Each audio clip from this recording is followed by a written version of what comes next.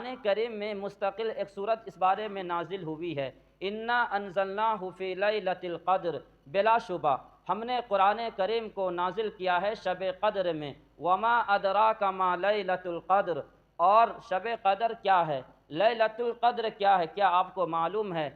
یہ سوال اور جواب کے طور پر قرآن کریم کی یہ آیت بتا رہی ہے۔ اس کے بعد فرمایا لیلۃ القدر خیر من الف شہر، یہ لیلۃ القدر جو ہے، شب قدر جو ہے، یہ 1000 مہینوں سے افضل اور بہتر ہے۔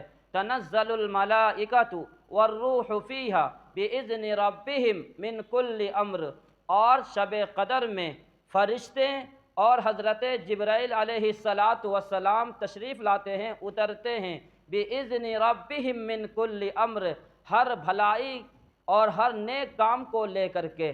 سلامن، یہ رات جو شب قدر کی جو رات ہے، سلامتی والی رات ہے، اس کا وقت کب تک رہتا ہے؟ یہ طلوع فجر تک رہتا ہے، صبح صادق تک، سحری کے وقت تک اس کا وقت رہتا ہے۔ سلام ہی حتی مطلع الفجر، یہ طلوع فجر تک اس کا وقت رہتا ہے۔ یہ آیت ہے شب قدر کے متعلق، یہ آیت کا ترجمہ ہوا۔